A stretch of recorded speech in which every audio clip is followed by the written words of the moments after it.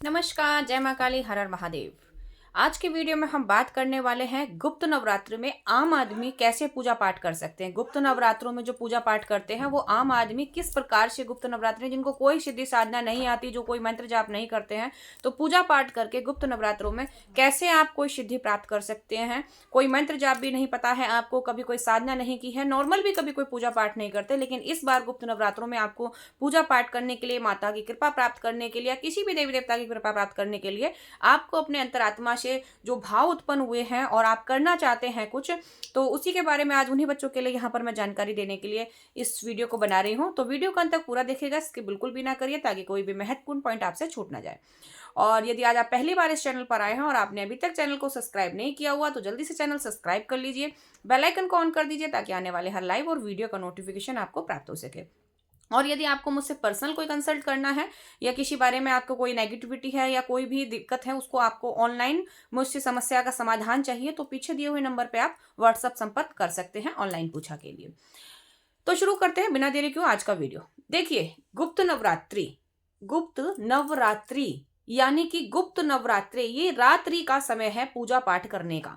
गुप्त नवरात्रों में जो सिद्धि साधनाएं होती हैं, जो साधक लोग होते हैं, गुप्त नवरात्रि का बहुत ही बेसब्री से इंतजार करते हैं, क्योंकि साधक गुप्त नवरात्रि के दिन कैसे भी नहीं छोड़ते हैं अपनी सिद्धि साधनाओं को प्राप्त करने के लिए। तो हर व्यक्ति को कुछ ना कुछ फल जरूर मिलता है गुप्त नवरात्रि में पूजा आराधना करने के लिए। तो नॉर्मल भी आम आदमी जो होते हैं वो पूजा पाठ किस प्रकार से करेंगे, आपको कुछ नहीं पता है।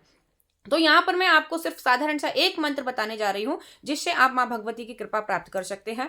आप अगर हनुमान जी की भक्ति कर रहे हैं तो उनकी भी कृपा आपको मिल सकती है, और या जो भी आपके देवी देवता हैं जिनकी भी आप आराधना कर रहे हैं और आपको उनकी कृपा चाहिए, तो वो कृपा आपको कैसे प्राप्त होगी, तो उसी के बारे में यहाँ मैं आज आपको जानकारी देती हूँ।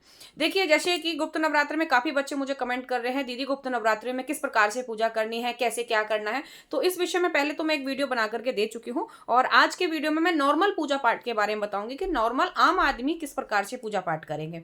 तो जैसे आप शारद नवरात्रों में चौकी लगाते हैं, उसी प्रकार से सेम आपको माँ भगवती की चौकी लगानी है, माता को विराजमान करना है।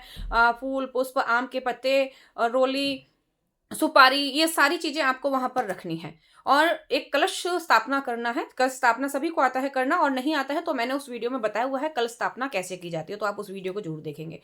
तो कलश स्थापना करके उसके ऊपर आप नारियल भी रखेंगे, आप वहां पे दीप धूप जला करके माता की चौकी सजा देंगे। और अग्यारी पर भोग, जैसे कि आप शारद नवरात्रों में देते हैं, इसी प्रकार से आपको अग्यारी पर भोग देना है। सुबह शाम का आपको जो पूजा पाठ जैसे आप शारद में करते हैं वही करेंगे आप। अब आम पूजा, जैसे आम व्यक्ति पूजा पाठ कैसे करेंगे, एक स्पेशल पूजा जो गुप्त नवरात्रि में करनी है जिससे हमें कृपा प्राप्त हो सके, तो उसके लिए यहाँ पर एक ये मंत्र आपको जप करना है, जिससे मैं यहाँ पर माता काली की आराधना के लिए बताऊंगी और माँ दुर्गे की आराधना के लिए बताऊंगी। यदि माँ दुर्गा माँ काली की अगर आपको कृपा प्राप्त करनी है तो किस प्रकार से आप क्या करेंगे, कौन सा मंत्र जाप करेंगे जिससे आपको पूरी कृपा प्राप्त होगी माँ भगवती की। आपने पूजा पाठ करी, गुप्त, ये ध्यान रखना गुप्त नवरात्रि की हर चीजें गुप्त रहती हैं। आप क्या कर रहे हैं क्या नहीं कर रहे हैं इसके बारे में आपको किसी को नहीं बताना होता है। आप कौन सा मंत्र जप कर रहे हैं, किसकी आराधना कर रहे हैं, किस विधि से कर रहे हैं, कब करेंगे, क्या है क्या नहीं है, तो वो आपको किसी को नहीं बताना है। और ये भी आपको पता है कि अधिकतर जो सिद्धि साधना होती हैं तो ये रात्रि के समय होती है। इसका जो पूजा पाठ हवन विधि होती है ये भी रात्रि के समय पर ही होती है, तब इसका हमको पूर्ण फल मिलता है। तो जैसे आपने सुबह शाम की पूजा पाठ कर ली वो नॉर्मल है, आपने अग्यारी पर भोग दे दिया, माता को लौंग बताशे का जो अभी जो भी भोग देते हैं वो आप दे ही रहे हैं। अगला आप माता को शाम का जो अग्यारी पर भोग दे रहे हैं वो भी दे दिया, वो आपकी नॉर्मल पूजा हो गई। अब बात करते हैं आपको कृपा प्राप्त करने के लिए आगे बढ़ना है, तो रात्रि का 9 बजे का समय आप पकड़ेंगे, 9 या 10 बजे का समय ले लें, और रात्रि 12 बजे से पहले पहले आप अपनी पूजा खत्म कर दें। इस प्रकार से आपको संकल्प लेना है। इस पूरे पूजा पाठ में आपको इस एक मंत्र का संकल्प लेना है माँ भगवती से। आपके पास यदि गुरु नहीं है, जिनके पास गुरु नहीं है वो भी माता की कृपा प्राप्त कर सकते हैं, इन गुप्त नवरात्रों में नॉर्मल साधना कर सकते हैं और उससे माँ की कृपा आपको 100% प्राप्त होगी।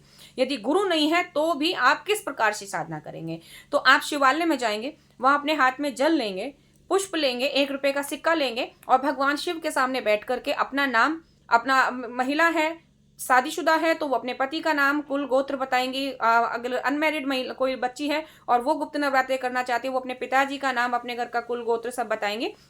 और फिर बोलेंगे, हे भगवान भोलेनाथ, मेरे पास में आध्यात्मिक क्षेत्र में आगे बढ़ने के लिए कोई योग्य गुरु नहीं है और मैं गुप्त नवरात्रि में इस मंत्र की साधना शुरू कर रही हूँ माँ भगवती देवी की। तो ये साधना में मुझे किसी प्रकार की कोई कठिनाई ना आए, आप मेरा मार्गदर्शन करने के लिए सत्काल मेरे साथ, सुरक्षा में मेरे साथ खड़े रहें और आप मुझे शिष्य रूप में स्वीकार करें। मैं भी आपको गुरु रूप में स्वीकार करती हूँ और आपको गुरु साक्षी मानकर मैं इस साधना को प्रारंभ कर रही हूँ। ऐसा बोल करके आप शिवालय में भगवान शिव के सामने वो जल और 1 रुपए का सिक्का, जो पुष्प आपने लिया है, वो वहां पर समर्पित कर देंगे।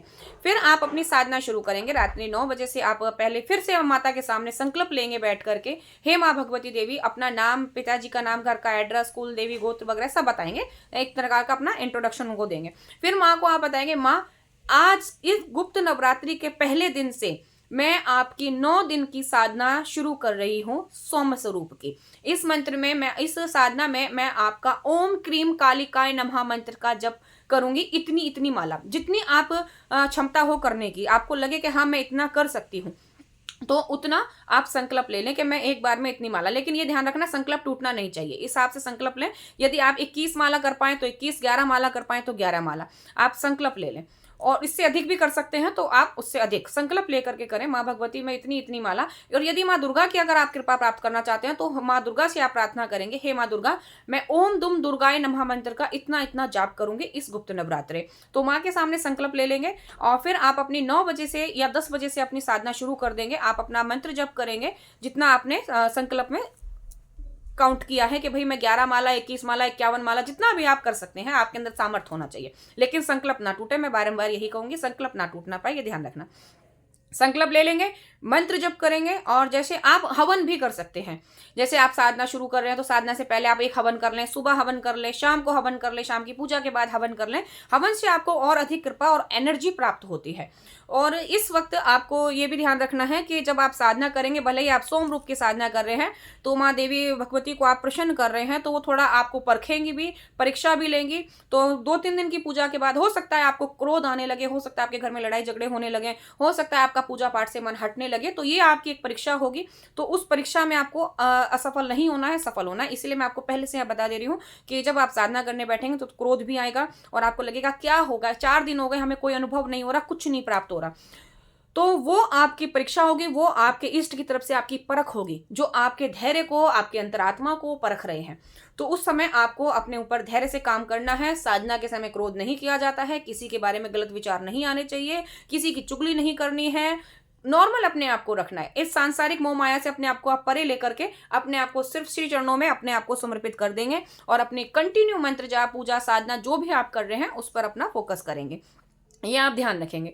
तो इस प्रकार से और हाँ, फिर जैसे आपका जैसे साधना खत्म हो गई, 9 दिन की साधना खत्म होगी, तो 10वें दिन, नौवीं के बाद में आप 10वें दिन आप अपनी जो साधना की है उसका दशांश का हवन कर देंगे।